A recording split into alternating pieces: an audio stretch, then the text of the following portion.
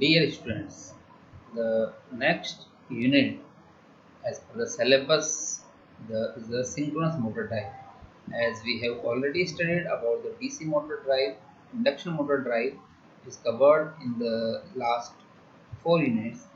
Now the next unit is the synchronous motor drive. The synchronous motor commonly used synchronous motor are wound field, permanent magnet, synchronous reluctance, and hysteresis motor. As you have already studied about all these type of motor in your machine in the subject of machine, you have studied the detailed analysis of synchronous motor in the machine subject. All these have a stator with a three-phase winding which is connected to the AC source. Synchronous reluctance and hysteresis motor may employ a single phase stator. Basically, in the synchronous motor, there is a stator and there is a one rotor. The rotor has a field winding, DC field winding, and stator has a three-phase distributed winding. The in case of motor, three-phase AC supply or power input is given to the stator winding, and a rotating field is created.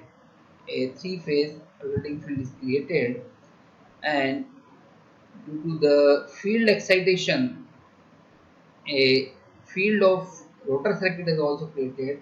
So both are rotated with the same speed, which is known as the synchronous speed. So wound field synchronous motor has a DC field winding which is supplied from a DC source through a slip ring and bushes. As the field as the DC slip ring and bushes are needed here because rotor is a rotating part. A rotor can have cylindrical or salient pole. In medium and small size motor, DC field can be produced by a permanent magnet. Instead of DC field winding, in case of PMSS, permanent magnet synchronous motor, the DC field can be replaced by the permanent magnet. These are known as the permanent magnet synchronous motor. The rotor of synchronous reluctance motor has a salient pole, but neither have field winding nor have permanent magnet. Motor is driven by the reluctance torque. And one important difference between the wound field and permanent motor, which is designed to operate with a source of fixed frequency, must be noted. When a wound field motor is started as an induction motor, DC field is kept off. In case of permanent magnet motor, the field cannot be turned. So, DC field, if we use the wound rotor motor, DC field is in our control. We can keep it off during the starting. But in case of permanent magnet motor, the field cannot be turned off at any time. Now, the cylindrical rotor wound field motor. We have just see the equivalent circuit which I have studied in the machine's book. This is the simplified equivalent circuit of synchronous motor. Is the IS is the stator current, XS is the synchronous reactance, and E is the excitation. E is shown denoted the excitation. E is known as the excitation EMF. So power input to this motor can be given as 3V into IS cos phi S. Phi S is the phase angle between V and IS. So power input is given by 3VIS cos phi S.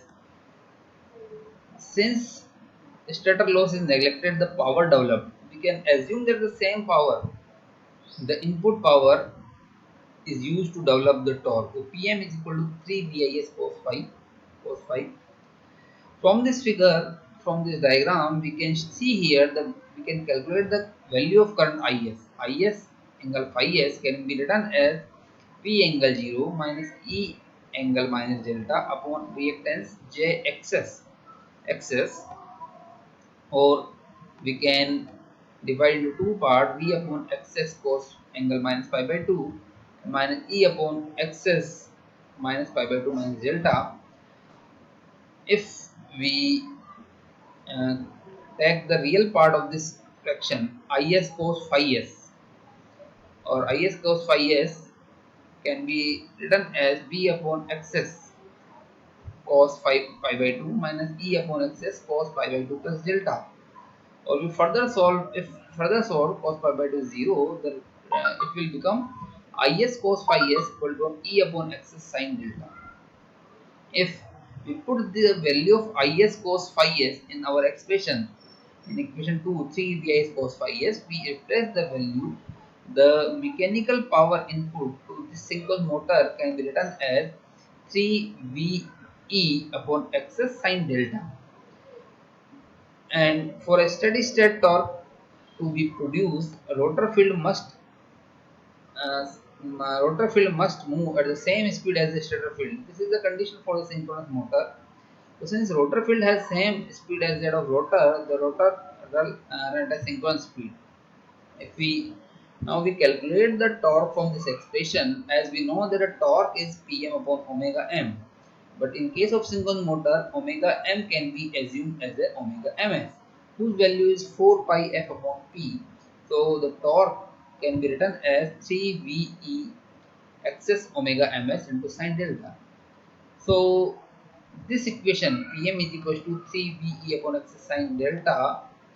It is called uh, for a given field action E is constant, therefore Pm and T are proportional to sine delta. So the angle delta is called the power angle. In this equation, power angle equation, this delta is known as the power angle. So this is the basic equation of induction, synchronous motor, 3v upon E upon x sine delta, and the maximum value of delta, or the torque is also dependent on the power angle. So torque is also dependent on the sine delta.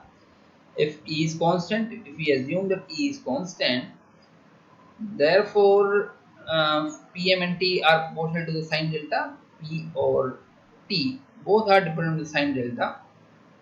So if we varies the delta, the maximum value of delta can be 1. Sine delta, maximum value of sine delta can be 1. So the maximum torque or is known as motoring operation obtained when delta is positive E lakhs V. So maximum value of delta, this is the pull out torque when delta sine delta equal to 1 or delta equal to plus minus 90. Then the maximum torque or maximum power can be produced if the load torque exceeds Tmax, the machine pull out of synchronism. This is also known as the pull out torque. Motoring operation is obtained when delta is positive. The delta and E lags behind V. If in this Pm is positive, if Pm is for the motoring operation, Pm should be positive. 3ve upon x sine delta should be positive. For that, sine delta should be positive. So motoring operation obtained when delta is positive and E lags behind V. Means whereas regenerative braking obtained when delta is negative, if delta will become negative, or E leads V. This is the condition of motoring and this is the condition for the braking. So the important feature of wound field motor is that its power factor can be controlled by varying the field current. So by varying the field current or E, we can control the power factor phi. Phi is basically dependent on the power angle is basically dependent on the field excitation. When field excitation is small, machine operates with a lagging power factor, and the power factor may be unity or leading by increasing the field excitation. Because the power angle delta is mainly due to the field circuit, and if we change the field excitation, the power factor or angle phi can be varied accordingly. So this is all about the wound rotor motor. In case of salient pole motor, because different synchronous reactance and direct axis, there are two axes are there: quadratic axis and direct axis, which we all already studied in machine detail. This is a simplified equivalent circuit. In case of salient pole motor, this is the q axis, this is the d axis. If this is the stator current Is we can divide into two part, ISQ and ISD. Suppose this is the V and this is the E, then the this component become ISQ into K XSQ. So from this equivalent circuit we can calculate the value of ISD. ISD is basically V cos delta. If we divide V cos this, we can calculate the value of this V cos delta minus E upon XSD, and this value is the ISD, and ISQ is this value, which can be V sin delta, V sin delta upon XSQ. And if we calculate the ISQ, IS cos phi, then it will become ISQ cos delta minus ISD sin delta, and IS cos phi. This value can put in the equation Pm equal to 3 VIS cos phi s. So the value of Pm will be given as by this expression in case of salient value.